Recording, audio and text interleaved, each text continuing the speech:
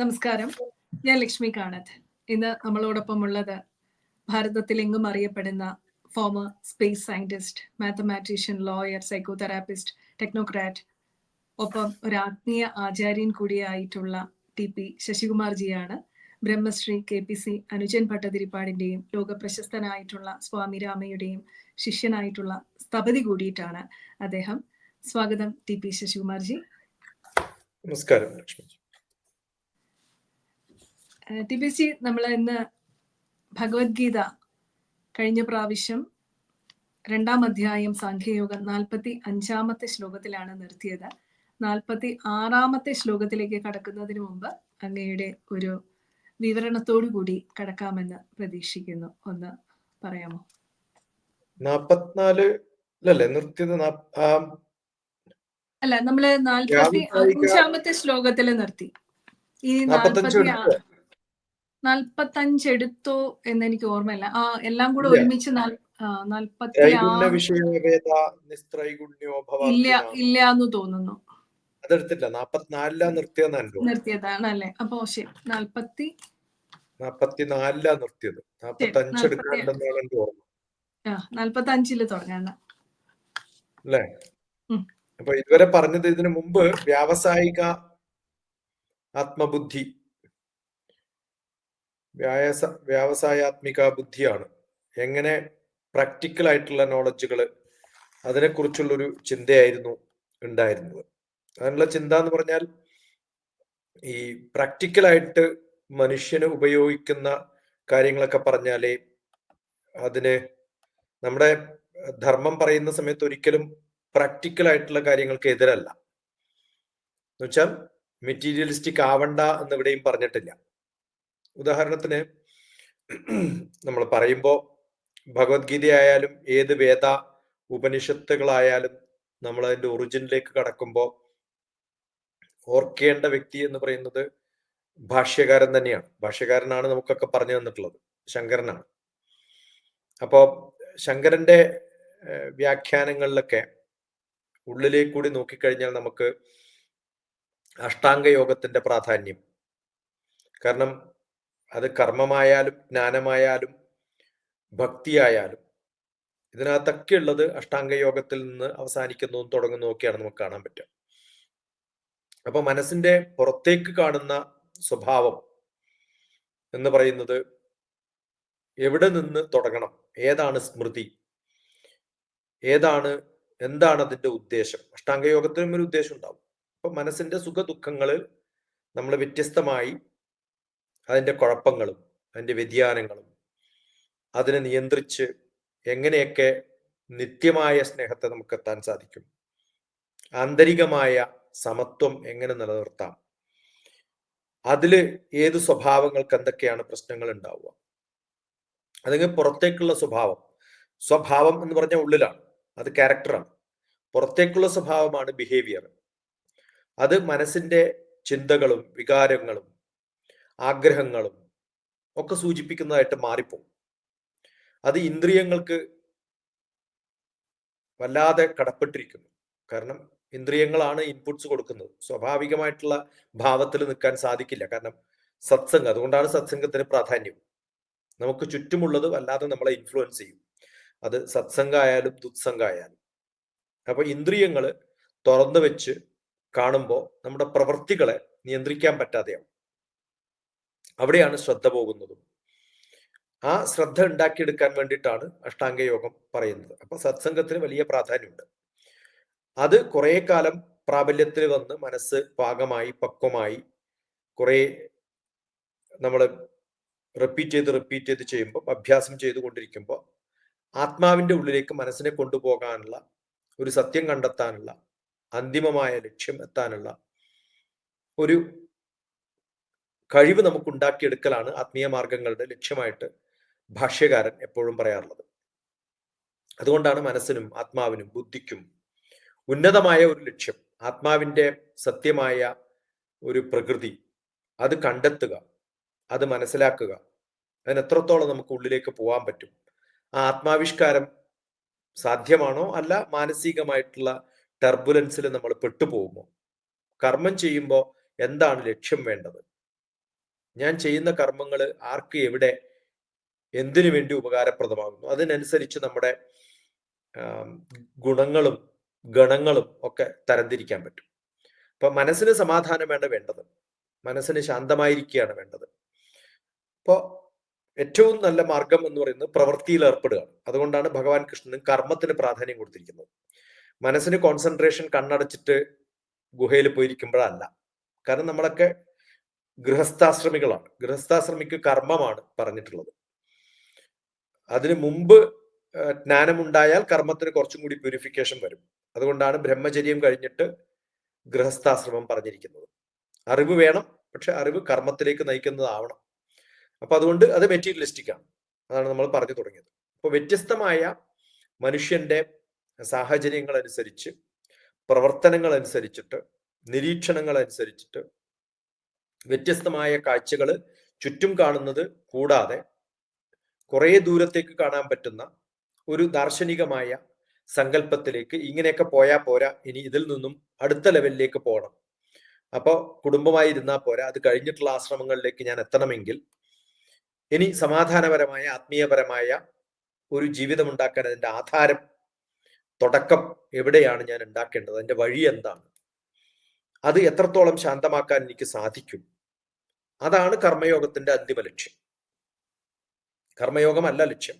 കർമ്മയോഗം കഴിഞ്ഞു കിട്ടുന്ന ഒരു സമാധാനത്തിന് കർമ്മയോഗം ശാരീരികമായ പ്രവൃത്തി കൊണ്ടും സേവനമായ പ്രവൃത്തി കൊണ്ടും ആസ്വാദനപരമായി മാറ്റിക്കഴിഞ്ഞാൽ, അല്ലെങ്കിൽ മനസ്സെപ്പോഴും പ്രക്ഷുബ്ധമാവും. അത് ആസ്വാദനമായാൽ, ആസക്തിരഹിതമായാൽ അതിന് കിട്ടുന്ന ഒരു ദാർശനികത അടുത്ത സ്റ്റെപ്പിലേക്ക് കൊണ്ടുപോകാൻ പറ്റും. ആ സ്റ്റെപ്പിലേക്ക് കൊണ്ടുപോവുകയാണ്. അപ്പൊ അന്തിമ ലക്ഷ്യം എന്ന് പറയുന്നത് ഒരു പ്രവൃത്തിയിൽ നിന്നും വിമുക്തമായിട്ടുള്ള, കർമ്മത്തിൽ നിന്നും വിമുക്തമായി ബോധത്തിന്റെ ലക്ഷ്യം എന്ന് പറയുന്നത് തന്നെ, ബോധം എന്ന് പറയുന്നത് സാങ്കല്പികമായിട്ടുള്ളതല്ല, പ്രാപഞ്ചികമായിട്ടുള്ള ബോധമാണ്. നമ്മൾ പറയാം അവന് ബോധമില്ല എന്ന് പറഞ്ഞാൽ അങ്ങനെയാണ്. പക്ഷെ ആ ബോധത്തിൽ നിന്ന് അവബോധത്തിലേക്ക് എത്തുന്ന ഒരു ബോധമുണ്ട്. ആ അവബോധത്തിൽ എത്തുമ്പോഴാണ് നമ്മൾ ഔന്നത്യത്തിലേക്ക് എത്തുക.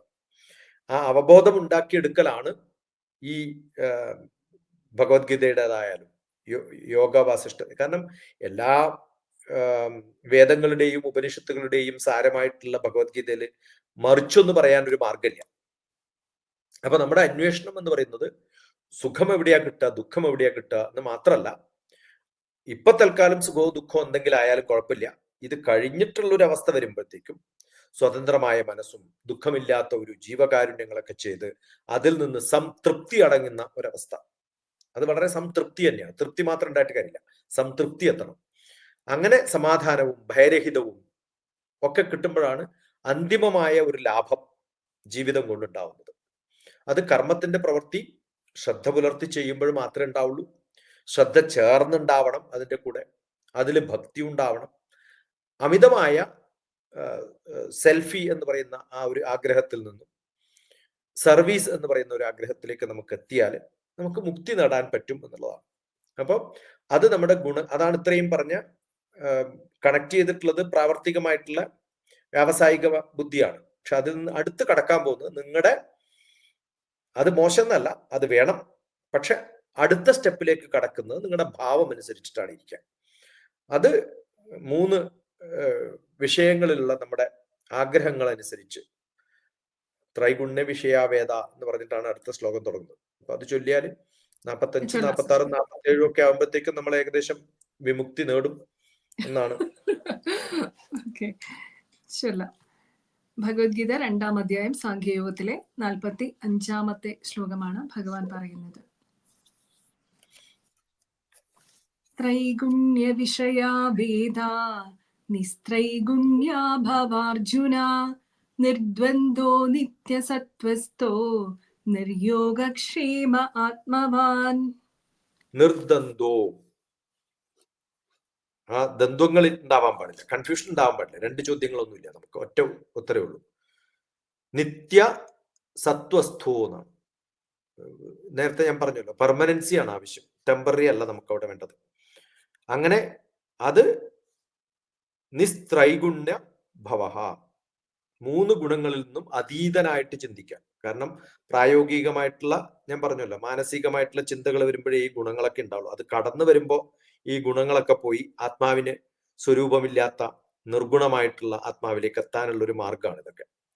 അപ്പൊ ഇവിടെ അർജുന എന്നാണ് പറയുന്നത്, കുറച്ച് സീരിയസ് ആയിട്ട് തന്നെയാണ്. വേദ ത്രൈഗുണ വിഷയ, വേദങ്ങള് 3 ഗുണങ്ങൾ ആണ് പറയുന്നത്. അത് ഏത് അവസ്ഥയിലാണ് നമ്മൾ എത്തിച്ചേരേണ്ടത്?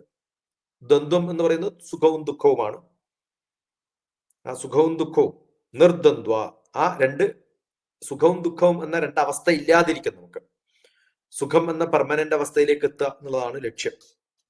അപ്പൊ ഉണ്ടായാലും താൽക്കാലികമായിരിക്കും, അത് നമ്മൾ വലിയ പ്രശ്നമാക്കണ്ട. ചൊറിച്ചൽ മാത്രമേ ഉള്ളൂ, അത് പെട്ടെന്ന് നിർത്താൻ പറ്റുന്നതായിരിക്കും അർത്ഥം. നിത്യ സത്വസ്ഥ, നിത്യസത്വത്തിൽ സ്ഥിതി ചെയ്യാൻ സാധിക്കും. ആ നിത്യസത്വം എന്ന് പറയുന്നത് ആത്മീയതയാണ്, ഔന്നത്യത്തിൽ എത്തുക എന്നുള്ളതാണ് ഞാൻ നേരത്തെ പറഞ്ഞിട്ടുള്ളത്. നിര്യോഗക്ഷേമ, യോഗം എന്ന് പറയുന്നതും അത് ഉണ്ടാക്കിയെടുക്കാനുള്ള ഒരു മാർഗമാണ്. ഇവിടെ നിർയോഗം, എനിക്ക് ആവശ്യമില്ല എന്നുള്ളത് തോന്നല്, എനിക്ക് കൂട്ടിച്ചേർക്കണം യോഗക്ഷേമം മഹാമേഹം എന്ന് ഭഗവാൻ പറയും. കാരണം ഇതൊക്കെ പറയുന്നത് ഒരു ജിസ്റ്റാണ്, ഇതിന്റെ എക്സ്പ്ലനേഷൻ പിന്നെ വരും. അപ്പൊ യോഗക്ഷേമം ഞാൻ ഏറ്റുതരാന്നൊക്കെ പറഞ്ഞിട്ട് ഇടക്ക് വിളിച്ചു പറയും. പക്ഷെ ഇവിടെ പറയുന്നത് നേരെ ഓപ്പോസിറ്റ് ആണ്. നിര്യോഗക്ഷേമം, നിര്യോഗമാണ് ക്ഷേമം എന്നാണ്. യോഗക്ഷേമങ്ങൾ ഇല്ലാത്തവനും ഇല്ലാത്തൊരവസ്ഥയിലെത്തുമ്പോഴും ആത്മാവിലെത്തുന്ന ഒരവസ്ഥ, അതാണ് ആത്മനിഷ്ഠ ഉണ്ടാവുന്ന ഒരു വ്യക്തി എന്ന് പറയുന്നത്. അവനാണ് ആത്മവാൻ. ആ ആത്മവാനായി നീ മാറട്ടെ എന്നാണ് ഇവിടെ ആശംസിക്കുന്നത്. ശരിക്കും പറഞ്ഞത് ഒരു ആശംസയാണ്. ഞാൻ തരും എന്നൊന്നും പറയുന്നില്ല ഭഗവാൻ. ഭഗവാൻ പറയുന്നത് ഞാൻ ആശിക്കുകയാണ് എൻ്റെ, കാരണം അർജുന ഈക്വൽ ആയിട്ടാണ് ഇപ്പൊ കരുതുന്നത്. അർജുന എന്ന് വിളിക്കുമ്പോൾ തന്നെ, പാർത്ഥ എന്നൊക്കെ വിളിക്കുമ്പോൾ നമ്മൾ ഈക്വൽ ആന്നുള്ള ധാരണയിലാണ്. ഭഗവാൻ എന്നുള്ള നിലയിലല്ല ഇപ്പൊ ഇവിടെ പറയുന്നത്, ഒരു ജനറൽ ഫ്രണ്ട് പറഞ്ഞു കൊടുക്കുന്ന പോലെയാണ്. അങ്ങനെ ആവട്ടെ എന്ന് ഞാൻ പ്രാർത്ഥിക്കുകയാണ്. ഇത് ഞാനകത്ത് കൊടുക്കുന്നതിലൊന്നും ഭഗവാൻ ഇവിടെ പറയില്ല. കാരണം ഇത് കുറച്ചും കൂടി എന്താണ് ലോജിക്കലായിട്ട് പറയുന്ന ഒരു സന്ദർഭത്തിലാണ് പറയുന്നത്. ഇത് തന്നെയാണ് നമ്മൾ 14-ാമത്തെ അധ്യായം ഗുണത്രയ വിഭാഗ യോഗത്തിലെത്തുമ്പോഴത്തേക്കും ആദ്യം, ഇതൊരു ഇൻട്രൊഡക്ഷൻ ആണ്, ഗുണത്രയ വിഭാഗ യോഗത്തിന്റെ ഇൻട്രൊഡക്ഷൻ ആയിട്ട് എത്തും. അപ്പൊ ഗുണത്രയ വിഭാഗ യോഗത്തിൽ മിക്കവാറും ഞാൻ പറഞ്ഞു 2-3 ശ്ലോകം ഇൻട്രൊഡക്ഷൻ കഴിഞ്ഞാൽ ഒരു 6 മുതൽ ഒരു 12 ശ്ലോകം വരെയാന്ന് തോന്നുന്നു, കൃത്യമായിട്ട് എനിക്ക് ഓർമ്മയില്ല. അവിടെയാണ് രജോ രാഗാത്മകം വിദ്ധി എന്നൊക്കെ പറഞ്ഞ് തുടങ്ങുന്ന ശ്ലോകം അവിടെ വെച്ചാൽ തുടങ്ങും. അത് മുതൽ ഒരു 4-5 ശ്ലോകം ഇതേ കൺസെപ്റ്റ് ആണ് അവിടെ എക്സ്പ്ലെയിൻ ചെയ്ത് കൊടുക്കുന്നത്. അത് നമ്മൾ അവിടെ എത്തുമ്പോൾ കാണും. 14-ാമത്തെ അധ്യായത്തിലേക്ക് എത്തുകയാണെങ്കിൽ അവിടേക്ക് എത്തുമ്പോൾ നമുക്കിത് കാണാൻ പറ്റും. ഇതേ സംഭവം അവിടെ റിപ്പീറ്റ് ചെയ്ത് പറഞ്ഞു എന്ന് കാണാൻ പറ്റും. അപ്പൊ ഇതിന്റെ കണക്ഷനായിട്ട് ഞാൻ എപ്പോഴും എഴുതാറുള്ളത് 14-ാമത്തെ അധ്യായത്തിൽ 6, 7, 8 ശ്ലോകങ്ങളാണ്. അവിടേക്ക് എത്തിക്കഴിയുമ്പോഴത്തേക്കും നമുക്കത് മനസ്സിലാവും. ഇനിയിപ്പോ ഇതിന് മുന്നോട്ട് പോവാം, കാരണം അവിടെയൊക്കെ പോയാൽ നമ്മളിപ്പോ തിരിച്ചെത്തൂല ചിലപ്പം, അവിടെ നിങ്ങൾ പറഞ്ഞു തുടങ്ങി, ആ ഒരു ബുദ്ധിമുട്ടുണ്ട്. അപ്പൊ അതുകൊണ്ട് 46-ാമത്തെ ശ്ലോകം ആവാം. ഭഗവത്ഗീത 2-ാം അധ്യായം സാഖ്യയോഗത്തിലെ 46-ാമത്തെ ശ്ലോകമാണ്. ശ്രീകൃഷ്ണ ഭഗവാൻ പറയുന്നത്, യാവാനർത്ഥ ഉദപാനേ സർവത സംപ്ലുതോദകേ താവാൻ സർവേഷു വേദേഷു ബ്രാഹ്മണസ്യ വിജാനതഃ. ഇവിടെ യോഗത്തിന്റെ ലക്ഷ്യം ഞാൻ പറഞ്ഞല്ലോ, ആ യോഗത്തിന്റെ ലക്ഷ്യത്തിന്റെ ഒരു സെർച്ചിങ് ആണ്, അതാണ് അൾട്ടിമേറ്റ്ലി. അപ്പൊ അത് സെർച്ച് ചെയ്ത് കണ്ടുപിടിക്കുന്ന പോലെയുള്ള ഒരു കുറച്ചൊരു ഡിറ്റാച്ച്ഡ് ആയിട്ടാണ് ഭഗവാന്റെ ഈ 2 ശ്ലോകങ്ങളിലൊക്കെ ഉള്ളൊരു ഡിസ്കഷൻ എന്ന് പറയുന്നത്. ശരിക്കും പറഞ്ഞാൽ സർവതഃ സംപ്ലുതോദകേ എന്ന് പറഞ്ഞാൽ തന്നെ അർത്ഥം, ആ 2-ാമത്തെ ലൈൻ, അതാണ് അതിന്റെ കൺസെപ്റ്റ് എന്ന് പറയുന്നത്. ഒരു സ്ഥലത്ത് വെള്ളം നിറഞ്ഞു കിടക്കുന്നത് പോലെ, എല്ലായിടത്തും വെള്ളം നിറഞ്ഞു കിടക്കുന്ന പോലെ, നമ്മുടെ ചെറുതായിട്ടുള്ള ഒരു സർവതഃ സംപ്ലുതോദകേ, എല്ലായിടത്തും വെള്ളം ഇങ്ങനെ നിറഞ്ഞു കിടക്കുന്നുണ്ട്. ഉദപാനേ യാവാൻ അർത്ഥ, അങ്ങനെയുള്ള സ്ഥലത്ത് പിന്നെ ഈ കിണറും കുളവും ഉണ്ടായിട്ട് എന്താ കാര്യം? കിണറും കുളവും സ്ഥലവും ഒന്നും വ്യത്യാസമായിട്ട് മനസ്സിലാവില്ല, എല്ലായിടത്തും നിറഞ്ഞു കിടക്കുകയാണ്. വെള്ളം ഫുൾ നിറഞ്ഞു കിടക്കുമ്പോൾ കിണറിനും കുളത്തിനും ഒന്നും പ്രാധാന്യമില്ലാത്തതുപോലെ, അതൊക്കെ നിഷ്പ്രഭമാവുന്നത് പോലെ, വിജാനതഃ ബ്രാഹ്മണസ്യ, അറിവുള്ള മനുഷ്യന്, ഇവിടെ ബ്രാഹ്മണസ്യ എന്ന് പറഞ്ഞാൽ വേദം അറിയുന്നവന് എന്നുള്ള അർത്ഥത്തിലാണ് കണ്ടാൽ മതി. ഏതൊരാൾക്കാണോ അറിവുള്ളത്, ഏതൊരു മനുഷ്യനാണോ ബ്രഹ്മനിഷ്ഠനായിട്ട് ബ്രഹ്മാവിനെ അറിയുന്ന ഒരവസ്ഥയിലേക്ക് ഉയർന്നു പോകുന്ന ഒരു വ്യക്തിയായി മാറുന്നത് ആ വ്യക്തിക്ക് സർവേഷു വേദേഷു താവാൻ, അദ്ദേഹം ഈ വെള്ളം പരന്നു കിടക്കുന്നിടത്ത് കുളവും ഇതൊക്കെ വ്യത്യാസമില്ലാത്തതുപോലെ എല്ലാം ഒരേപോലെ കാണാൻ പറ്റും. ഏതർത്ഥത്തില്? ഈ 3 ഗുണങ്ങളൊക്കെ നമ്മൾ തരംതിരിച്ച് പറയുന്നുണ്ട്. വ്യവസായാത്മിക ബുദ്ധി, അത് കഴിഞ്ഞിട്ടൊരു ആത്മീയത എന്നൊക്കെ പറയുന്നുണ്ട്. ഇതിനൊന്നും വലിയ വ്യത്യാസമൊന്നുമില്ല. പക്ഷെ എപ്പോഴേ വ്യത്യാസം ഇല്ലാണ്ടുള്ളൂ, വരണ്ട് കിടന്നാൽ വ്യത്യാസം ഉണ്ടാവും, വെള്ളം നിറഞ്ഞു കിടന്നാൽ ഒരു വ്യത്യാസം ഉണ്ടാവില്ല എന്നർത്ഥം. അപ്പൊ സമ്പുഷ്ടിയായിട്ടുള്ള ഒരവസ്ഥയിലേക്ക് നമ്മൾ എത്തണം. എന്തിന്റെ സമ്പുഷ്ടിയാവണം? അറിവിന്റെ സമ്പുഷ്ടി ഉണ്ടാവുമ്പോൾ ആത്മാവിലേക്ക് എത്തുന്ന സമയത്ത് ബുദ്ധിയും മനസ്സും തമ്മിലൊന്നും വ്യത്യാസമില്ല. ഉദ്ധരേതാത്മനാത്മാന എന്നൊക്കെ പറയുന്നത് ഇതിന്റെ ഒരു വ്യത്യസ്തമായിട്ടുള്ളൊരു ഭാവമാണ്. നമ്മൾ ഉയർന്ന് ആ ആത്മാവിന്റെ അവസ്ഥയിലേക്ക് എത്തുമ്പോഴത്തേക്കും ഈ ചെറിയ കിണറും കുളവും ഒന്നും വലിയ പ്രശ്നമല്ല. കാരണം വെള്ളം പരന്നങ്ങോട്ട് കിടക്കുകയാണ്. കാരണം നമ്മുടെ കടലിനുള്ളിൽ കുറെ കുളവും കുറെ നദികളും കുറെ ആഴമുള്ള പ്രദേശങ്ങളും അവിടെയൊക്കെ നിറഞ്ഞു കിടക്കുന്ന കുറെ സ്ഥലങ്ങളുണ്ട്. അപൂർണമായി നിൽക്കുന്ന സമയത്താണ് കുറച്ച് കുറച്ച് കാണുമ്പോൾ അതിനൊരു പ്രാധാന്യം തോന്നുന്നത്. താൽക്കാലികമായിട്ടുള്ള പൂർണ്ണതയിലേക്ക് നമ്മൾ കാണുള്ളൂ. അപ്പോൾ അത് കാണാത്തിടത്തോളം കാലം ശാശ്വതമായിട്ടുള്ള ഒരു പൂർണ്ണമായിട്ടുള്ള സുഖം നിൽക്കുന്ന ഒരു സമയത്ത്, ഞാൻ നേരത്തെ പറഞ്ഞല്ലോ ചെറിയ ചൊറിച്ചിലൊന്നും പ്രശ്നമല്ല. കാരണം അൾട്ടിമേറ്റ് ആയിട്ടുള്ള ഒരു സുഖെത്തുമ്പോൾ ചെറിയ പ്രശ്നങ്ങളൊന്നും ഒരു പ്രശ്നമല്ലാണ്ടിരിക്കും. അതുകൊണ്ടാണ് ആത്മീയ പുരുഷന്മാർക്ക് ശാരീരികമായ പ്രശ്നങ്ങളില്ലാത്തത്. ശാരീരിക, മാനസിക, ബുദ്ധിപരമായ, സാമൂഹ്യപരമായ പ്രശ്നങ്ങളാണ് എല്ലാവരുടെയും പ്രശ്നം. അതിനൊക്കെ സൊല്യൂഷൻ എന്ന് പറയുന്ന ആത്മീയതയാണ്. 5ാമത്തെ ലെവലിൽ. 5ാമത്തെ ലെവലിൽ എത്തുമ്പോൾ ചെറിയ ചെറിയ ഈശലും പ്രശ്നങ്ങളൊക്കെ ഉണ്ടെങ്കിൽ സംസാരിലിടോ എന്ന് പറയും. ആരെങ്കിലും ചെറിയ തെറ്റൊക്കെ പറഞ്ഞാൽ കുഴപ്പമില്ലടോ എന്ന് പറയും. നമ്മളോട് അയാൾ മിണ്ടിയില്ല എന്നൊക്കെ പരിഭവം പറയും. അതിനിപ്പോ എന്താ കുഴപ്പം, നാളെ മിണ്ടാനും മതി എന്ന് പറഞ്ഞിട്ട് സസ്പെൻഡ് ചെയ്യാൻ പറ്റും. ശാരീരികമായ വേദനകൾ ഉണ്ടാകുമ്പോൾ അതൊന്നും പ്രശ്നമല്ല എന്ന് മനസ്സിലാവും. കാരണം ഇതല്ല പ്രാധാന്യം, അതിനേക്കാളും മുകളിലൊരു ലെവലിലാണ് നമ്മൾ ഇരിക്കുന്നതെന്ന് അറിയണം. അപ്പോൾ ഏറ്റവും നല്ല മാർഗം ആ സ്ഥലത്തേക്ക് എത്തുക എന്നുള്ളതാണ്. ഈ ചെറിയ ചെറിയ ആവശ്യങ്ങൾക്ക് എനിക്ക് ക്രെഡിറ്റ് കിട്ടിയില്ല, എന്റെ പേര് അതിനകത്തില്ല എന്നൊക്കെ പറഞ്ഞിട്ട് വാശി പിടിക്കുന്ന ജനങ്ങളുണ്ടല്ലോ, അത് വിവരമില്ലാത്തതുകൊണ്ടാണ്. അതിനൊന്നും അർത്ഥമില്ല, അതൊക്കെ കുറച്ചു കാലം കഴിയുമ്പോൾ ശരിയായിക്കോളും എന്ന് മനസ്സിലാക്കാൻ ഒരു കഴിവുണ്ടായാൽ മതി എന്നാണ് ഭഗവാൻ പറയുന്നത്.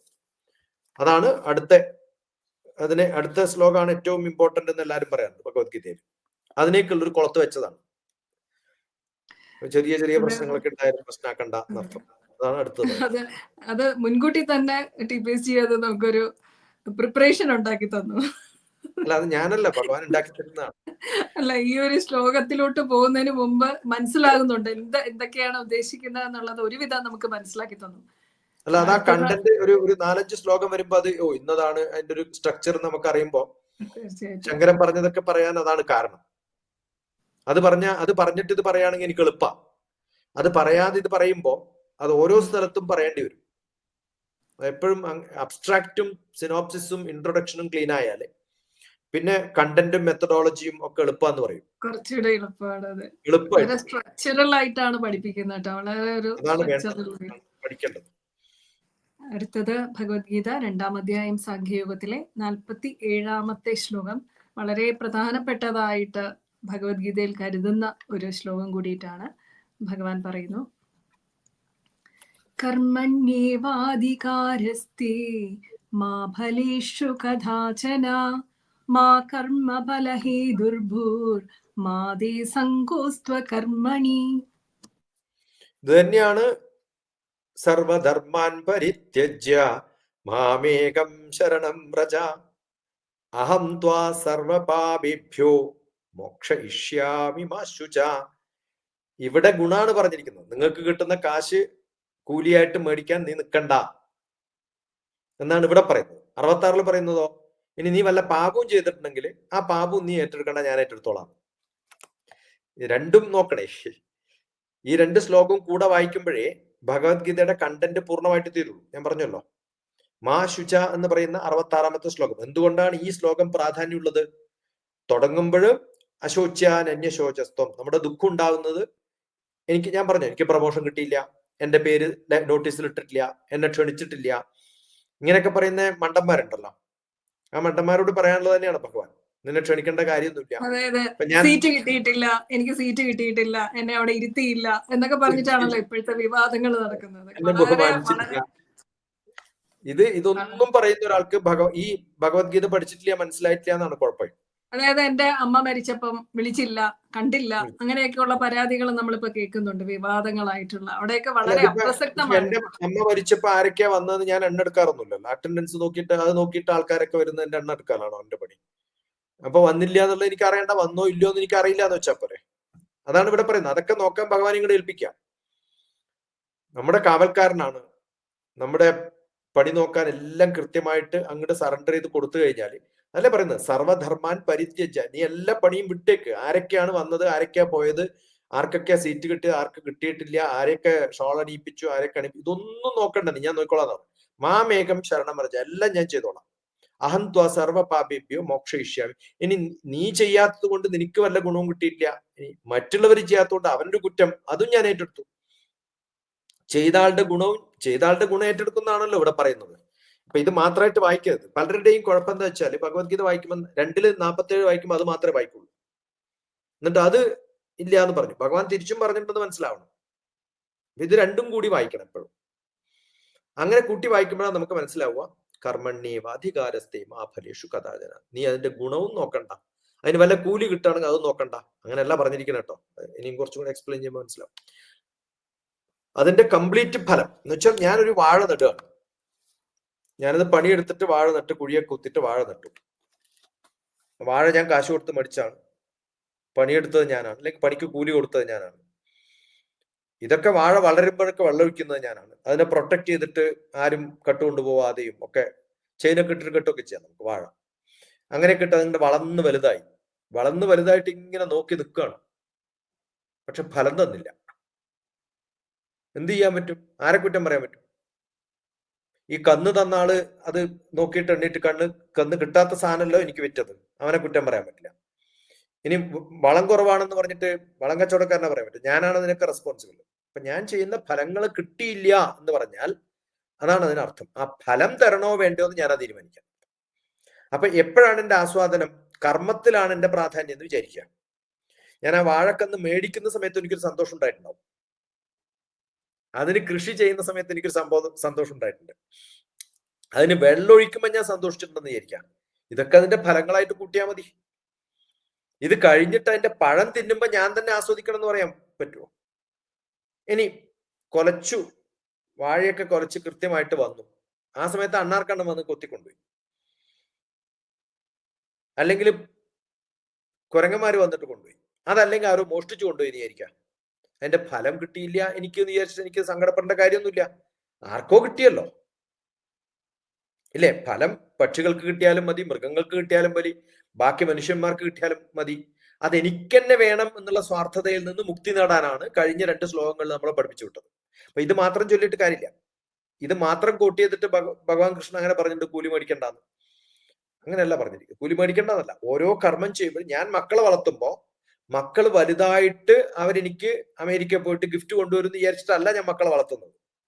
ആ മക്കൾ കരയുന്ന സമയത്ത്, അവരെ ഞാൻ ഉറക്കുന്ന സമയത്ത് എനിക്ക് കിട്ടുന്നൊരു സുഖമുണ്ട്.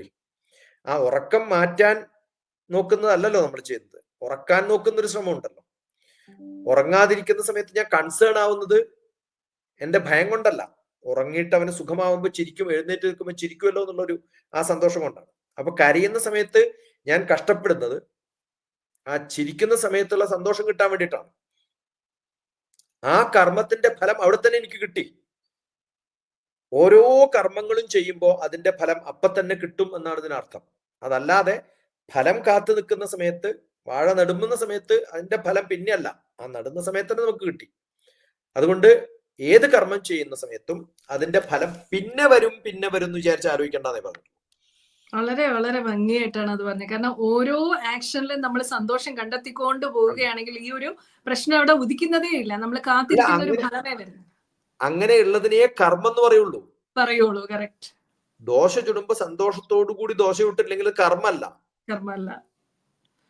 വളരെ ശരിയാണ്. കർമ്മത്തിന്റെ ഭഗവാന്റെ ഡിക്ഷണറിയിൽ അത് പെടില്ല. അപ്പോ കർമ്മണി ഏവ അധികാരഃ, നിനക്ക് ഏത് കർമ്മം ചെയ്യുന്നതില് ആ കർമ്മത്തിൽ മാത്രമേ അധികാരമുള്ളൂ. ആ അധികാരം എന്താണ്? സന്തോഷത്തോടു കൂടി ചെയ്യാന്നുള്ളതാണ് നിന്റെ അധികാരം.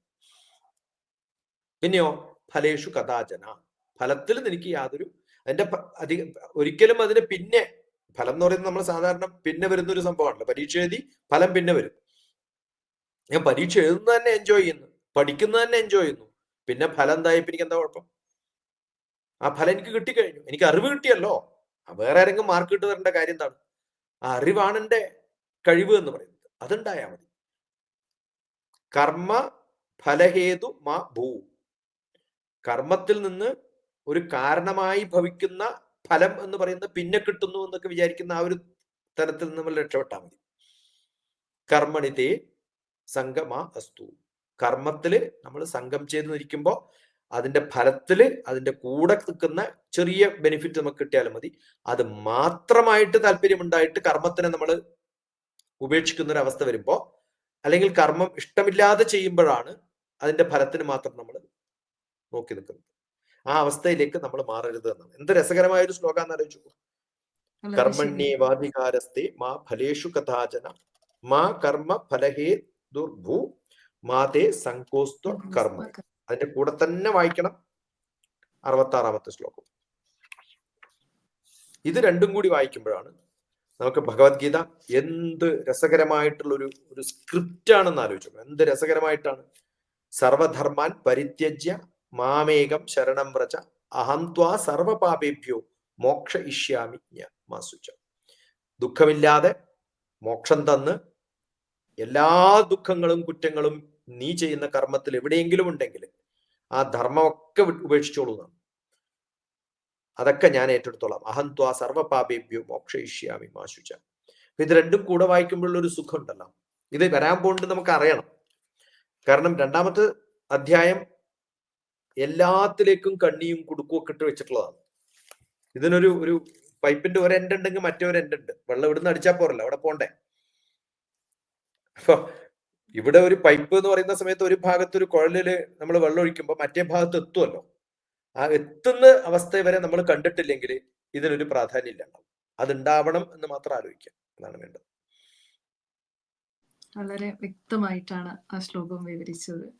അടുത്തത് ശ്ലോകം 48 ഭഗവത്ഗീത 2-ാം അധ്യായത്തിലെ സംഖ്യയോഗത്തിലെ 48-ാമത്തെ ശ്ലോകം. യോഗസ്ഥ കുരു കർമാണി സംഗം ത്യക്ത്വാ ധനഞ്ജയ സിദ്ധ്യ സിദ്ധ്യോ സമോ ഭൂത്വാ സമത്വം യോഗ ഉച്യതേ. ഇത് പറഞ്ഞു. ഇതിന് മുമ്പത്തെ ശ്ലോകത്തിലും ഇത് തന്നെ പറഞ്ഞത്. വ്യത്യസ്തമൊന്നുമല്ല. 46-ലും പറഞ്ഞല്ലോ, സമമായിട്ട് കാണാൻ സാധിക്കണം, വ്യത്യസ്തമായിട്ട് കാണാൻ ദ്വന്ദ്വം പാടില്ല എന്ന് പറഞ്ഞത് അവിടെയാണ്. പക്ഷെ ഈ ഒരു 47-ാമത്തെ ശ്ലോകത്തിന്റെ പ്രാധാന്യത്തിന് ശേഷം നമ്മളത് പറയുമ്പോൾ അതിന് മുമ്പ് പറഞ്ഞ അതേ പ്രാധാന്യം പോരാ. നമ്മളെ വ്യത്യസ്തമായ ലെവലിലേക്കാണ് കൊണ്ടുപോകുന്നത്. അതിന് മുമ്പ് പറഞ്ഞപ്പോ ദ്വന്ദ്വം വേണ്ട എന്ന് പറഞ്ഞത് ഇതേ അർത്ഥം തന്നെയാണ്. പക്ഷെ ഇപ്പൊ വായിക്കുമ്പോ ഈ ഒരു കർമ്മത്തിന്റെ കഥ പറഞ്ഞു പോയി കഴിഞ്ഞതുകൊണ്ട് നമ്മൾ മനുഷ്യനെ അറിയേണ്ടത്, ഒരു ജന്മം എന്ന് പറയുന്ന സമയത്ത് അല്ലെങ്കിൽ ഒരു ജനനം എന്ന് പറയുന്ന സമയത്ത് മരണത്തിലേക്ക് പോകുന്നതിൻ്റെ ഇടയിൽ നമുക്ക് വേണ്ടത്, ഇപ്പൊ കർമ്മം കഴിഞ്ഞു പോവാണ് കേട്ടോ. ഇനിയിപ്പൊ ജ്ഞാനത്തിലേക്ക് പതുക്കെ പതുക്കെ കൊണ്ടുപോവാ നമ്മളെ. 4-ാമത്തെ അധ്യായം കർമ്മാണ്. 5 മുതൽ ജ്ഞാനത്തിന് പ്രാധാന്യം കൊടുക്കുകയാണ്. അപ്പൊ ആ ജ്ഞാനത്തിലേക്ക് എത്തിക്കാനുള്ള മാർഗം തൊട്ടു കൊടുക്കുകയാണ് ഇവിടെ. അപ്പൊ അതിന് നമുക്കൊരു ജ്ഞാനം എത്തണമെങ്കിൽ ആ യോഗ്യതയുണ്ട് നമുക്ക് ജ്ഞാനത്തിനുള്ള. ആ യോഗ്യത എന്ന് പറയുന്നത് 4 തരത്തിലുള്ള ക്വാളിഫിക്കേഷനാണ് വേണ്ടത് നമുക്ക്. 4 ക്വാളിഫിക്കേഷൻ എന്ന് പറയുന്നത് സാധനാ ചതുഷ്ടയം എന്നൊക്കെ പറഞ്ഞിട്ട് പറയുന്ന കുറെ ഡിസിപ്ലിൻസ് ഉണ്ട് നമുക്ക്. സാമ, ദണ്ഡ, ധാമ, പിന്നെ ശ്രദ്ധ, അങ്ങനെയുള്ള കുറെ സംഭവങ്ങളുണ്ട്. വിത്ഡ്രോ ചെയ്യുന്ന ഒരു അവസ്ഥയിലുണ്ട്. ഉപരാമം എന്നൊക്കെ പറയുന്നത്. രമം എന്ന് പറയുന്നത് രമിക്കുക എന്നുള്ള അർത്ഥത്തിനാണ്. ഉപരമ്യം എന്ന് പറഞ്ഞാൽ പിന്നോട്ട് പോകുന്നതാണ്. രമിക്കാതിരിക്കുക, എല്ലാത്തിനോടും അധികമായിട്ട് രമിക്കാതെ ഒന്ന് വിത്ഡ്രോ ചെയ്ത് പോകാനുള്ള. അങ്ങനെ കിട്ടുമ്പോൾ നമുക്കൊരു സമാധാനം കിട്ടും. ആ സമാധാനമാണ് കോൺസെൻട്രേഷൻ കിട്ടുക. സമാധാനം ഇല്ലാത്തപ്പോൾ കോൺസെൻട്രേഷൻ ഉണ്ടാവില്ല. സമാധാനത്തിന് ഇങ്ങനെയൊക്കെ വ്യത്യസ്തമായ അർത്ഥങ്ങളുണ്ട്. നമ്മൾ സാധാരണ എങ്ങനെ പറയും, ഒരു സമാധാനം ഇല്ല എന്ന് പറഞ്ഞാൽ ഒരു പണിക്ക് ഒരു കോൺസെൻട്രേഷൻ ഇല്ലാതെ അർത്ഥം. അതിന്റെ അടുത്താണ് ശ്രദ്ധ എന്ന് പറയുന്നത്. ആ ശ്രദ്ധ എന്ന് പറയുന്നത് നമുക്ക് ഒരാളിൽ വിശ്വാസം ഉണ്ടാകുമ്പോഴാണ് ശ്രദ്ധിക്കുക, ഒരാളെ അട്രാക്ഷൻ ഉണ്ടാകുമ്പോഴാണ് ശ്രദ്ധിക്കുക.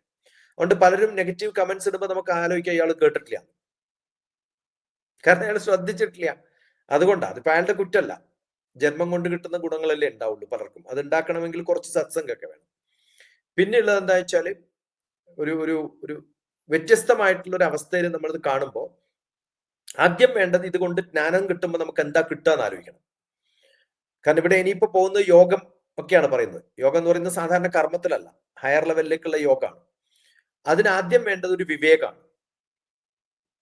ആ വിവേകം ഉണ്ടാകുന്ന സമയത്ത് നമുക്ക് ഏതാണ് നല്ലത് ഏതാണ് തെറ്റെന്നൊക്കെ തിരിച്ചറിയാൻ സാധിക്കും.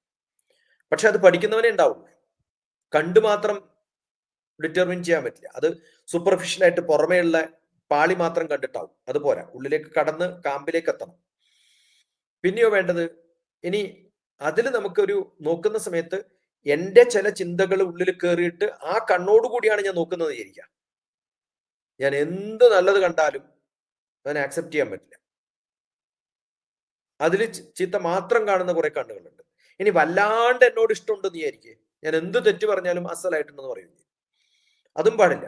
അപ്പൊ വേണ്ടത്, ജ്ഞാനത്തിന് അത്യാവശ്യം വേണ്ടത് ക്രിട്ടിസൈസ് ചെയ്യാനുള്ള കഴിവുണ്ടാവും. എന്നുവെച്ചാൽ വൈരാഗ്യം വേണം. അതുകൊണ്ടാണ് വൈരാഗ്യവും വേണം, വിവേകവും വേണം. ഇപ്പൊ രണ്ട് ക്യാരക്ടർ വളരെ കൃത്യമായിട്ട് നമ്മൾ അറിയണം. ജ്ഞാനം കിട്ടണമെങ്കിൽ ആദ്യം വേണ്ടത് വിവേകമാണ്, രണ്ടാമത് വേണ്ടത് വൈരാഗ്യമാണ്.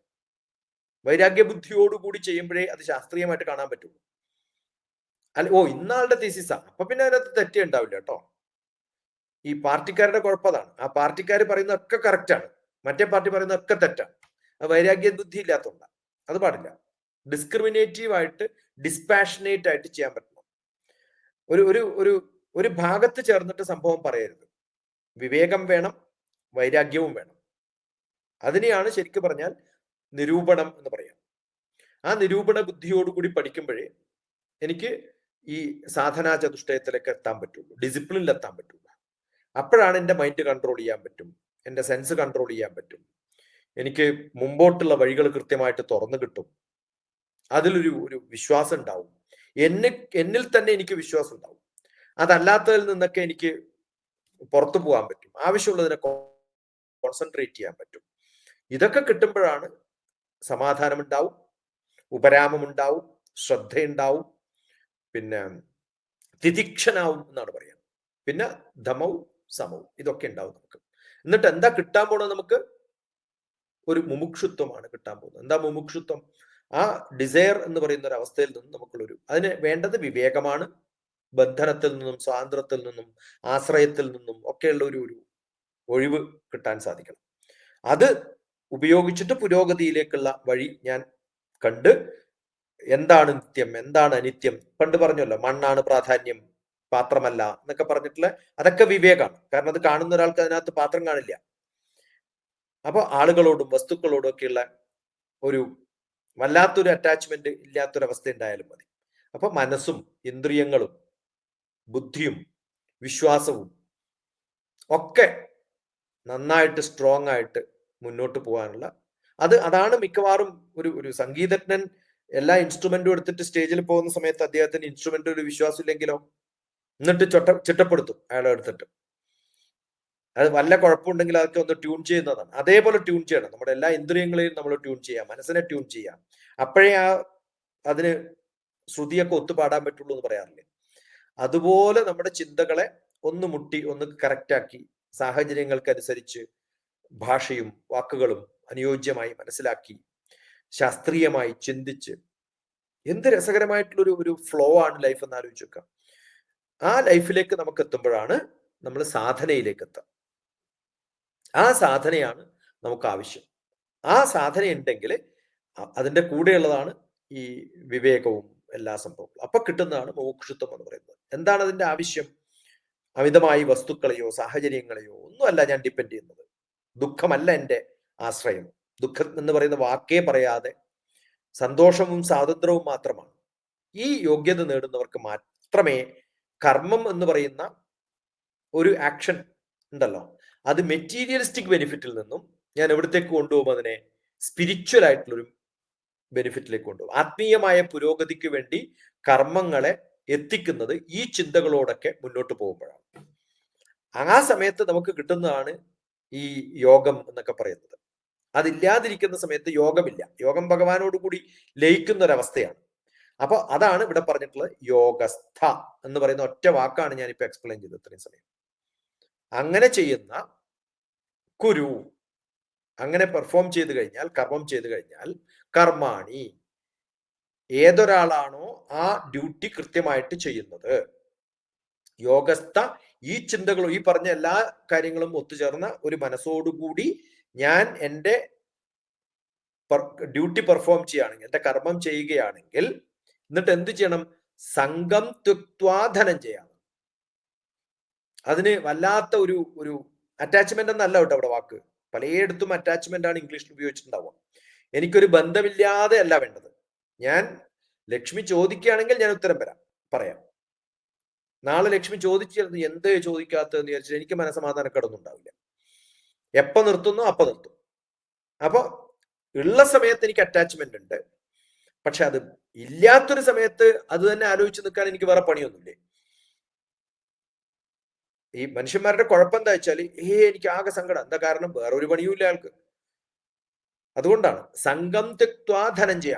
ആ ഒരു ബോണ്ടേജ് ഉണ്ടല്ലോ, വല്ലാത്തൊരു ബോണ്ടേജ് ആണ് പലർക്കും ഉള്ളത്. അവര് മക്കൾക്ക് അമ്മയോടും, അമ്മക്ക് മക്കളോടും, ഹസ്ബൻഡിന് വൈഫിനോടും, വൈഫിനോട് ഹസ്ബൻഡിനോടും, ആൾക്കാർക്ക് ഓഫീസിനോടും, പാർട്ടിയോടും, നേതാക്കന്മാരോടും ഒക്കെ വല്ലാണ്ട് ബോണ്ടേജ് ആണ്. അതുകൊണ്ടാണ് അയാൾ എന്നോട് മിണ്ടിയില്ല എന്നുള്ള കുഴപ്പം. മിണ്ടിയില്ല എന്നുള്ളതല്ലോ, അയാൾ എന്നോട് മിണ്ടിയില്ല എന്നുള്ളതാണ് പ്രശ്നം. അയാൾ എന്നോട് മിണ്ടാതിരുന്നാൽ കുഴപ്പമില്ല. അയാൾ എന്നെ വീട്ടിൽ വെച്ചിട്ട് സ്വകാര്യമായിട്ട് പറയണമായിരുന്നു, പബ്ലിക്കായിട്ട് പറഞ്ഞതാണ് എന്റെ കുഴപ്പം. ഇതൊക്കെ ബോണ്ടേജ് ആണ്. നിങ്ങളത് പറഞ്ഞല്ലോ എന്നാണ്. നിങ്ങൾ അത് പറഞ്ഞല്ല, നിങ്ങൾ അവിടെ വെച്ചത് പറഞ്ഞല്ലോ എന്നാണ്. അല്ല, നിങ്ങൾ എന്നോട് പറഞ്ഞല്ലോ എന്നല്ല. വേറൊരാളോട് പറഞ്ഞ കുഴപ്പമില്ല, എന്നോട് പറയരുത്.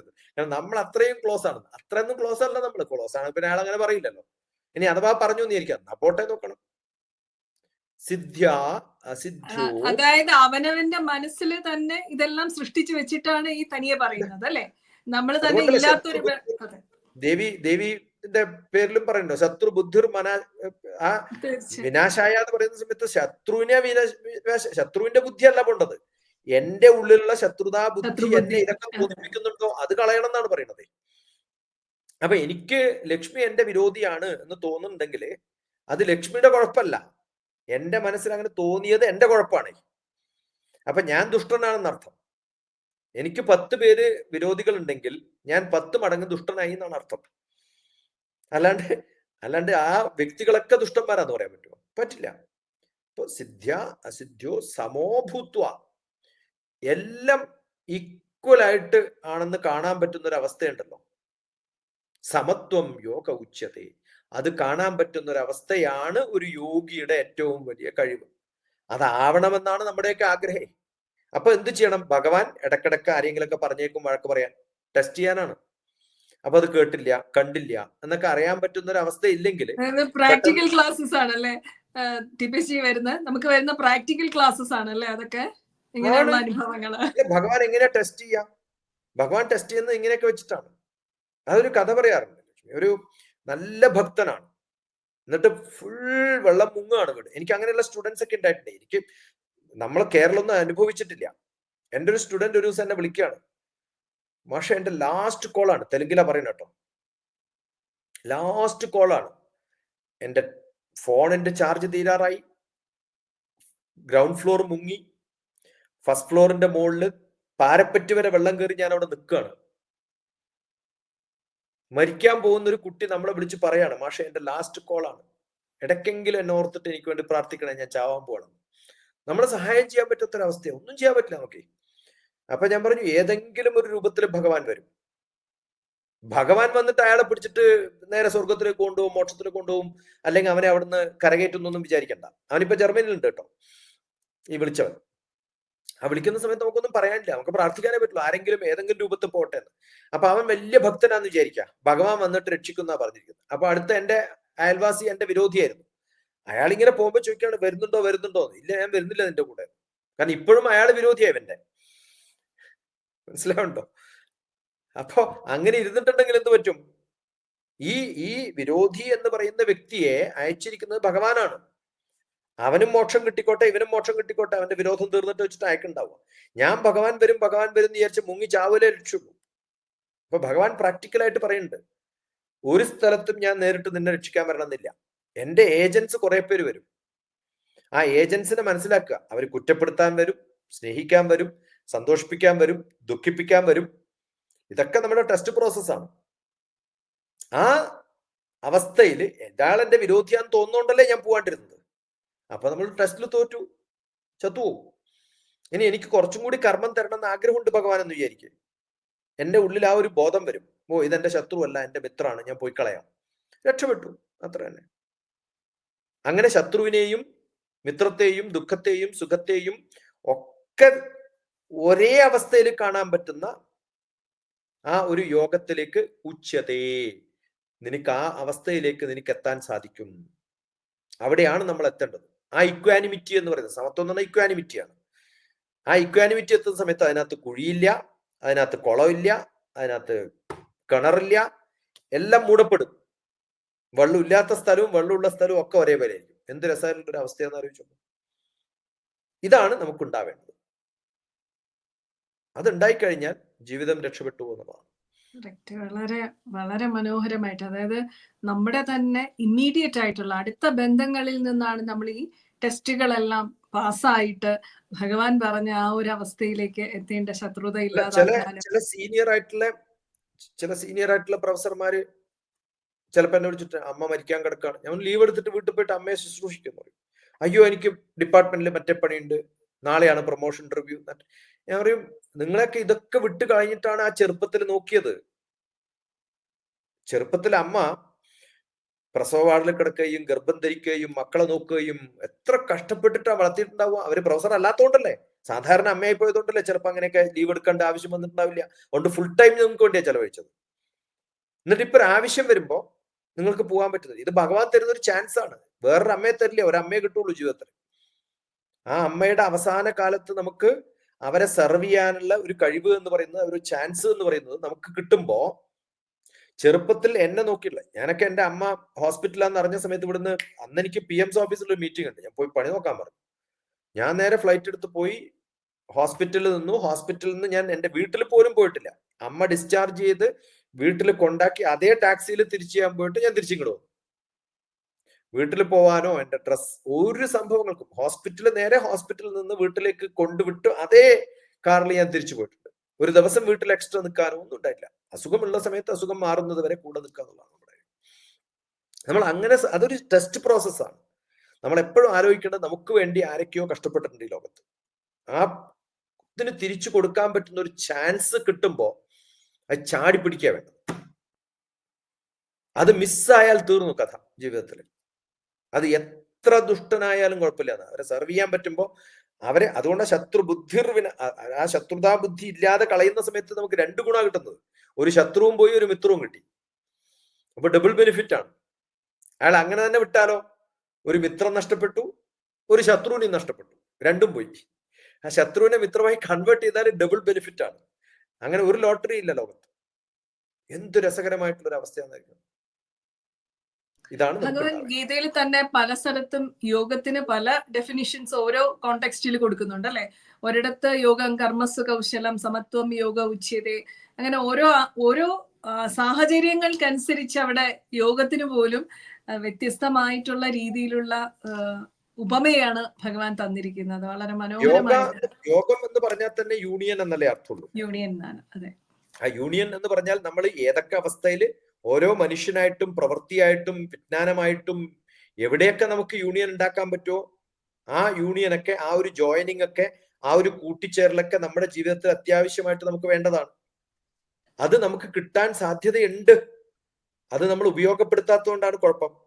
അതുകൊണ്ട് ഈ കംപ്ലീറ്റ് ഭഗവത്ഗീത എന്ന് പറഞ്ഞാൽ യോഗശാസ്ത്രമല്ലേ.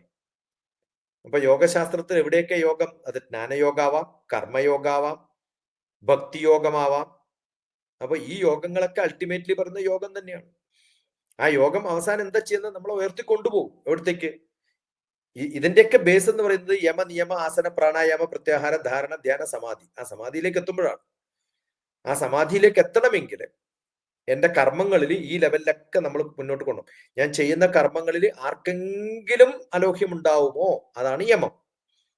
ഒരാൾക്കും ഒരു വയലൻസ് തോന്നാത്ത വിധത്തിൽ വേണം എന്റെ കർമ്മങ്ങൾ ചെയ്യാൻ. ആ കർമ്മം കൈകൊണ്ട് മാത്രമുള്ള കർമ്മമല്ല, എന്റെ വാക്കുകൾ കൊണ്ടുള്ള കർമ്മമാണ്.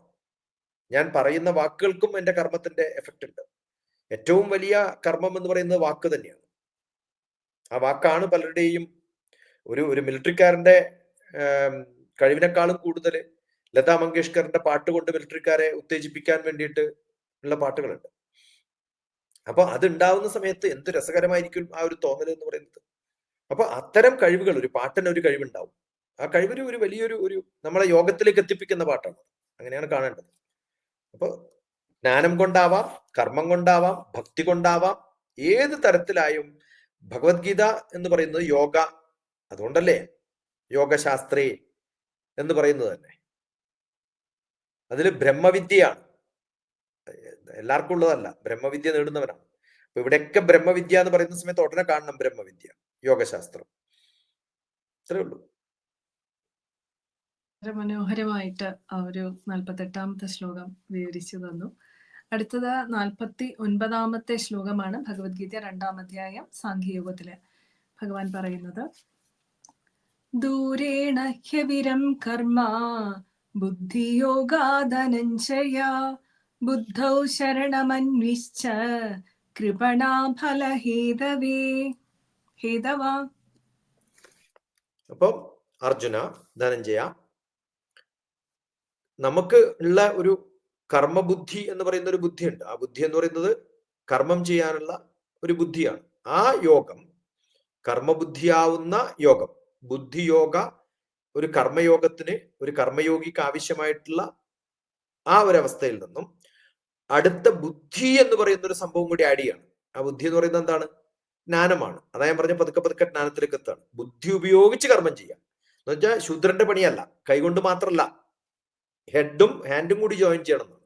ഇനി കുറച്ച് കഴിയുമ്പോൾ ഹാർട്ടും കൂടി ജോയിൻ ചെയ്യിപ്പിക്കും. അത് ഭക്തിയോടുകൂടി ചെയ്യുമ്പോൾ ഹാർട്ടും കൂടിയായി. അതാണ് 3H എന്ന് ഞാൻ പറഞ്ഞത്. വെറും കർമ്മം ചെയ്താൽ, ബുദ്ധി ഉപയോഗിക്കാതെ ജ്ഞാനമില്ലാതെ ചെയ്താൽ ഒരു കർമ്മിയുടെ പണി, ആരോ പറഞ്ഞു പണി ചെയ്യുന്നു മാത്രം. അതിൽ എന്റെ ജ്ഞാനവും കൂടി ചേരുന്ന സമയത്ത് 2H ആയി, കയ്യുമായി തലയുമായി. 3ാമത്തെ H എന്ന് പറയുന്ന ഹാർട്ടാണ്. അത് എന്റെ ആത്മസമർപ്പണത്തോടുകൂടി ഭക്തിയോടുകൂടി ഞാൻ ചെയ്യുമ്പോഴാണ് അടുത്ത ലെവലിലേക്ക് പോകാം. ആ ലെവലിലേക്ക് എത്തിക്കുക എന്നുള്ളതാണ് ഭഗവാന്റെ ലക്ഷ്യം. 3H കൂടി ചേർന്നിട്ട് വേണം നമ്മൾ പണിയൊക്കെ ചെയ്യാന്നാണ് പറയാൻ പോകുന്നത് ഭഗവത്ഗീത. അപ്പൊ ഇവിടെ ആ ബുദ്ധി ഇല്ലാതെ ചെയ്യുന്ന കർമ്മങ്ങളൊക്കെ ബുദ്ധിയുള്ള കർമ്മങ്ങൾ ചെയ്യുന്നതുമായിട്ട് ഒന്ന് കമ്പയർ ചെയ്തിട്ട് നോക്കൂ അർജുന. അങ്ങനെ എല്ലാം അർജുനന് വിട്ടുകൊടുത്തിരിക്കുക നോക്കാൻ വേണ്ടിട്ട്. അപ്പൊ ഇതാണ് നല്ലത്, ഇതാണ് നല്ലതെന്ന് പറയുമ്പോഴും അവസാനം പറയല്ലോ യഥേച്ഛതി തഥാ ഗുരു. അപ്പൊ ഇട്ടുകൊടുക്കുകയാണ്. ഏത് കാരണത്താലാണോ ഈ ബുദ്ധി ഇല്ലാതെ, അല്ലെങ്കിൽ ബുദ്ധിയോടുകൂടി, രണ്ടും പറയാം, ആശ്രയിച്ചിട്ടാണോ ആശ്രയിക്കാണ്ടാണോ, ബുദ്ധവും ശരണമന്വിച്ഛ, അതുണ്ടായിട്ടും അന്യമായിട്ടും അതില്ലാതെയും അതിന്റെ കാരണങ്ങൾ കണ്ടുപിടിച്ച് വേണ്ടാന്ന് വെച്ചിട്ടും, നിങ്ങൾ ഫലം നോക്കൂ അതിന്റെ ഏതായിരിക്കും നല്ലതെന്ന്. ഏതായിരിക്കും നല്ലത്? അറിഞ്ഞു ചെയ്യുന്നതാണോ അറിയാണ്ട് ചെല്ലുന്നതാണോ? ഈ ഭഗവത്ഗീത അറിഞ്ഞുകൊണ്ട് ചെല്ലുന്നതാണോ അറിയാണ്ട് ചെല്ലുന്നതാണോ ഇഷ്ടം? ഓ, എന്റെ സിലബസ് തീർത്തു എന്ന് പറയുന്ന പോലെ ഭഗവത്ഗീത വായിച്ചു കഴിഞ്ഞു കേട്ടോ, എന്നിട്ട് എന്താ ഫലം? നല്ല എക്സർസൈസാ ജോയിനും നാവിനും, അത്രേ ഉള്ളൂ, വേറെ ഒരു ഗുണമില്ല. അവസ്ഥയല്ല വേണ്ടത്. നമ്മൾ സാധാരണ പറയണ്ട, ഈ കൈകൊട്ടുന്ന സമയത്ത് നമ്മളത് അറിഞ്ഞുകൊണ്ട്, ആസ്വദിച്ചുകൊണ്ട്, അർത്ഥം അറിഞ്ഞല്ലേ അത് മനസ്സിലാക്കിക്കൊണ്ട് തന്നെയാണ് ചൊല്ലേണ്ടത്. അപ്പോഴാണ് അതിന്റെ ഒരു ഗുണം ഉണ്ടാവും. നമ്മൾ കൈകൊട്ടുമ്പോ നല്ല എനർജി കിട്ടും എന്നൊക്കെ പറയും. നമ്മൾ ഈ ഇതേ കൈ കൊണ്ടല്ലേ ഇഷ്ടം പോലെ പണിയെടുക്കുന്ന ആൾക്കാരുണ്ടാവുമല്ലോ. ആ പണിയെടുക്കുന്ന ആൾക്കാർ എത്രയോ പ്രാവശ്യം കൊട്ടുണ്ടാവും കൈ, അല്ലെ? തുണി അലക്കുന്ന സമയത്ത് എത്രയോ പ്രാവശ്യം കൈ, അല്ലെങ്കിൽ കയ്യിൽ ഉപയോഗിക്കുന്ന സാധനങ്ങൾ വെച്ച് അടിക്കുന്നുണ്ടാവും. അതടിച്ചുകൊണ്ട് അയാൾക്ക് ഈ ഗുണം കിട്ടിയെന്ന് വരും? ഇല്ല. ആ മസാജിങ് എന്ന് പറയുന്ന സമയത്ത് കൃത്യമായിട്ടുള്ള പോയിന്റിൽ കൃത്യമായിട്ട് അമർത്താൻ അറിയുമ്പോഴേ അത് മസാജിങ് ആവുള്ളൂ. അല്ലാതെ കയറി ചവിട്ടി കഴിഞ്ഞാൽ കൊളായി പോകില്ലേ. അപ്പൊ അതല്ല വേണ്ടത്. എവിടെ, എങ്ങനെ, എപ്പോ, എന്തിന്, ആർക്ക് വേണ്ടി എന്നൊക്കെ കൃത്യമായിട്ട് അറിഞ്ഞു ചെയ്യുമ്പോൾ അറിയാതെ ചെയ്യുന്നതുമായിട്ട് കുറെ വ്യത്യാസമില്ലേ, അതുണ്ടാക്കിയെടുക്കണം. അതിനാണ് ജ്ഞാനം. അതാ ഞാൻ പറഞ്ഞ ജ്ഞാനത്തിലേക്ക് പതുക്കെ പതുക്കെ പതുക്കെ നമ്മളെ കൊണ്ടുവരാണ്. നീ ചെയ്യണം, കർമ്മം ചെയ്യണം എന്നൊക്കെ പറഞ്ഞു. പിന്നെ പറയുന്നത് കർമ്മം മാത്രം ചെയ്താൽ പോരാ, അത് ബുദ്ധി ഉപയോഗിച്ച്. അതുകൊണ്ട് ഇവിടെ ഇടയ്ക്കിടയ്ക്ക് ബുദ്ധി ബുദ്ധി ബുദ്ധി ബുദ്ധി എന്നുള്ള വാക്ക് എല്ലാ ശ്ലോകത്തിലും വരും. എത്ര പ്രാവശ്യം ബുദ്ധി വന്നു എന്ന് ആലോചിച്ചു നോക്കും. ബുദ്ധിയുള്ളവനെ മനസ്സിലാവും, ബുദ്ധി ഇല്ലാത്തവന് ഈ ബുദ്ധി കാണൂല്ല. അതാ കുഴപ്പം. ഈ ബുദ്ധി എന്നുള്ള വാക്ക് കാണണമെങ്കിൽ ആദ്യം ബുദ്ധി വേണ്ടേ, അതുകൊണ്ടാണ്. അതുകൊണ്ട് ബുദ്ധിയുള്ള ആള് വായിക്കുമ്പോ അറിയും, ഓ ഇത് വായിച്ചിട്ടും പിന്നെയും ശ്രദ്ധിക്കുന്നില്ല ആളാണ്. ആലോചിച്ചു നോക്ക്, എത്ര ആ ഒരു 4 ശ്ലോകത്തില് ബുദ്ധി ബുദ്ധി 2 പ്രാവശ്യം വന്നു ഇല്ലയോ? അപ്പൊ ബുദ്ധി വേണം എന്നുള്ളതാണ് പറയുന്നത്. ഇനി അതിനു മുമ്പ് പറഞ്ഞിട്ടുള്ളതാണ് സിദ്ധി സിദ്ധി സിദ്ധി എന്നാണ്. അതിനു മുമ്പ് പറഞ്ഞിട്ടുള്ളത് ഒന്ന് കൃത്യമായിട്ട് നോക്കണം. ഇത് ആദ്യം പറഞ്ഞിട്ട് യോഗം, സിദ്ധി, അതൊക്കെ കിട്ടുന്നതിന് എന്ത് വേണം? കർമ്മം മാത്രം പോരാ, ബുദ്ധി ബുദ്ധി ബുദ്ധി. പറഞ്ഞു കൃത്യമായിട്ട് ഇത് മാത്രം വായിച്ചാൽ മനസ്സിലാവും. അതിന്റെ പ്രാസം ഒന്ന് ഒപ്പിച്ച് പാടാൻ നോക്കിക്കഴിഞ്ഞാൽ മതി, എന്ത് രസകരമായിരിക്കും. ഇനി ഇതിനേക്കാളും ഇമ്പോർട്ടന്റ് ആയിട്ടുള്ള 47 കഴിഞ്ഞാല് 3 ശ്ലോകങ്ങൾ കഴിഞ്ഞാൽ അതിന്റെ ഒരു കൺക്ലൂഡിങ് സെഷനാണ് ലാസ്റ്റ് കലാശക്കൊട്ട് എന്നൊക്കെ പറയില്ലേ, അതാണ് 50-ാമത്തെ ശ്ലോകം. 2-ല് 15 കൂടി കഴിഞ്ഞാൽ പറയാനുള്ളത് ഫുൾ പറഞ്ഞു. പിന്നെ എഴുന്നേറ്റ് പണി ചെയ്യാൻ പറയും. അത് കഴിഞ്ഞാൽ അടുത്ത പ്രാവശ്യം പറയുന്നത് ഇനി എഴുന്നേറ്റ് അതുകൊണ്ട് ഇനി പണി ചെയ്യുന്നു. എല്ലാത്തിനും അവസാനം ലക്ഷ്യതാണെന്ന് മനസ്സിലായിക്കോളണം. അപ്പൊ അതിലും കുറെ പ്രാവശ്യം ബുദ്ധി ബുദ്ധി ബുദ്ധി എന്ന് വന്നോണ്ടിരിക്കും. ചെല്ലാം സാറേ. അടുത്തത് 50-ാമത്തെ ശ്ലോകമാണ്. ഭഗവത്ഗീത 2-ാം അധ്യായം സാഖ്യയുഗത്തിലെ 50-ാമത്തെ ശ്ലോകം.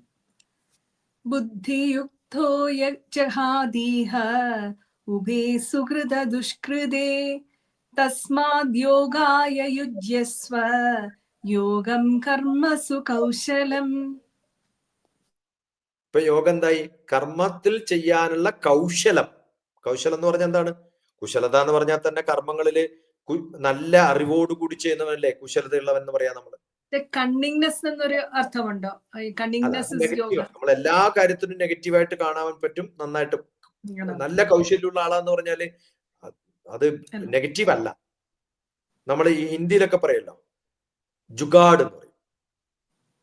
ജുഗാഡ് എന്ന് പറഞ്ഞ അർത്ഥം, എനിക്കൊരു ഡബ്ബ തുറക്കാൻ പറ്റുന്നില്ല, എന്റെ കയ്യിൽ സ്പൂണ് മാത്രമേ ഉള്ളൂ. അപ്പൊ ആ സ്പൂൺ കൊണ്ട് ഇങ്ങനെ വെച്ചിട്ട് നമ്മൾ ഒരു ജാക്കി പോലെ ഉപയോഗിച്ചിട്ട് അതിനെ തുറക്കാൻ ഉപയോഗിക്കുമല്ലോ, അതിന് ജുഗാഡ് എന്നാ പറയാ. സ്പൂണിന്റെ പണി അല്ല അത്. സ്പൂണിന് അതുകൊണ്ട് സ്പൂണല്ലല്ലോ അവിടെ ഉപയോഗിക്കേണ്ടത്. പക്ഷെ എനിക്ക് സ്പൂൺ കൊണ്ടും ചെയ്യാൻ പറ്റും.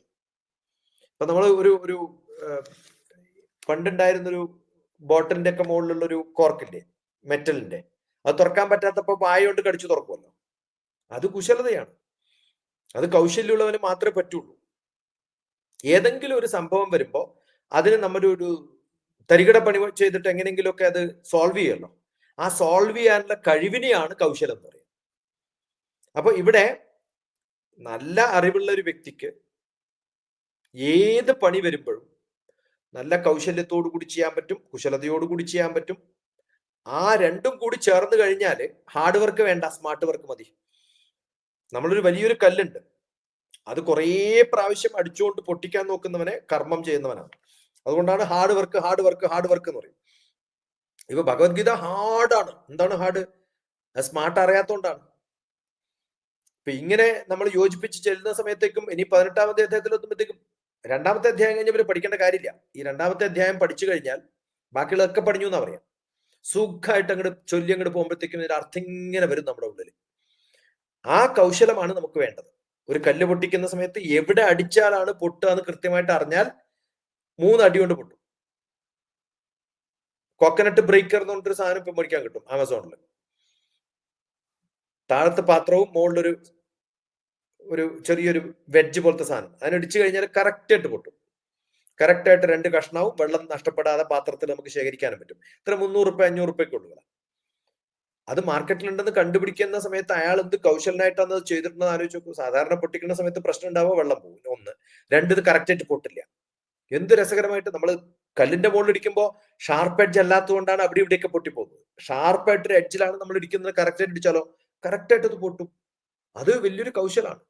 അപ്പൊ ഏത് കർമ്മം ചെയ്യുമ്പോഴും എങ്ങനെ കുശലതയോടുകൂടി ചെയ്യണം എന്നറിഞ്ഞാൽ കൗശല്യക്കാരന് അത് ഭഗവാനോടുത്ത് ചേരുന്നതിന് തുല്യായി. ബുദ്ധി ഇല്ലാതെ ചെയ്യുന്ന പണിയല്ല ചെയ്യേണ്ടത്, ബുദ്ധി ഉപയോഗിച്ച് നീ ചെയ്യണം. അതുകൊണ്ടാണ് ആദ്യത്തെ ലൈനിൽ ബുദ്ധിയുക്തോ. അതുകൊണ്ടാണ് ഞാൻ പറഞ്ഞത് ആ ശ്ലോകം തുടങ്ങുന്നതന്നെ ബുദ്ധിയിലാണ്. ബുദ്ധി, അതും യുക്തിയോടുകൂടി. അത് കൂട്ടിച്ചേർത്തിട്ട് വേണം. ബുദ്ധിയും വേണം യുക്തിയും വേണം എന്നാണ്. അല്ലെങ്കിൽ അത് കൂട്ടിച്ചേർന്നിട്ട് എത്രത്തോളം ബുദ്ധി നമ്മൾ വിസ്ഡം ഉപയോഗിച്ചിട്ട്, ആ വിസ്ഡം എന്നുള്ള വലിയൊരു വാക്കാണ്. നമ്മൾ വൈസായിട്ട് കാര്യങ്ങൾ ചെയ്യണം. അപ്പൊ നൈസായിട്ട് കാര്യങ്ങൾ നടക്കും. അത് ജിഹാദീഹ. ഏത് മനുഷ്യനാണോ ഇത്തരം സംഭവങ്ങള് ഒരു പുണ്യപാപങ്ങൾ രണ്ടിനെയും വേണ്ടാന്ന് വെച്ചിട്ട്, ജിഹാദ് എന്ന് പറഞ്ഞാൽ അതാണ്, വേണ്ടാന്ന് വെക്കുക, ഉപേക്ഷിക്കുക എന്നർത്ഥം. അപ്പൊ അത് രണ്ടും വേണ്ടാന്ന് വെച്ചിട്ട് സുഹൃതവും ഏതൊക്കെ വേണ്ടാന്ന് വെക്കണം? സുഹൃതവും വേണ്ട, ദുഷ്കൃതവും വേണ്ട. കാരണം ഇതിനു മുമ്പ് പറഞ്ഞല്ലോ, ഫലം കാക്ഷിക്കാതെ വേണം കർമ്മം ചെയ്യാൻ.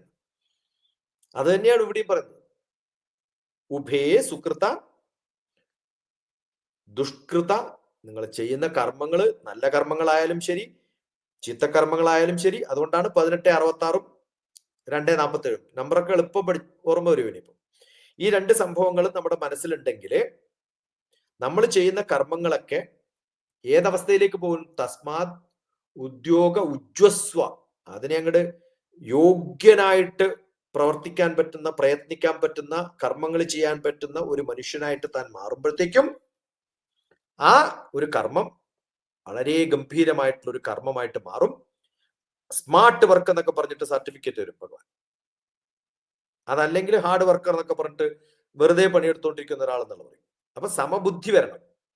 ബുദ്ധി എങ്ങനെ വേണം? സമബുദ്ധിയോടുകൂടി, സമചിത്തതയോടുകൂടി കൃത്യമായിട്ട് മനസ്സിലാക്കി ആ പുണ്യകർമ്മങ്ങൾക്കും പാപകർമ്മങ്ങൾക്കും തമ്മിൽ ഒരു വ്യത്യാസവുമില്ലാതെ എല്ലാം എൻ്റെ കർമ്മമാണ്, അതിനൊക്കെ പാപപുണ്യങ്ങളൊക്കെ ഭഗവാൻ ഏറ്റെടുത്തോളും, ഞാൻ ചെയ്യുന്ന ഒന്നും എൻ്റെ പാപമല്ല, അതിന്റെ പുണ്യവും എൻ്റെ ഗുണവും എനിക്ക് കിട്ടാൻ പോകുന്നില്ല എന്ന് ഭഗവാൻ ഓൾറെഡി പറഞ്ഞു കഴിഞ്ഞു. ആ അവസ്ഥയിലേക്ക് എല്ലാ കർമ്മങ്ങളും യോഗചിന്തയോടുകൂടി ചെയ്യണം. ആ യോഗം എന്നുള്ള അർത്ഥം ഭഗവാനുമായിട്ട് ചേരുന്നു, എൻ്റെ ബുദ്ധിയുമായിട്ട്. കാരണം ഭഗവാൻ എന്ന് പറഞ്ഞാൽ അറിവിന്റെ ഭഗവാനാണ്.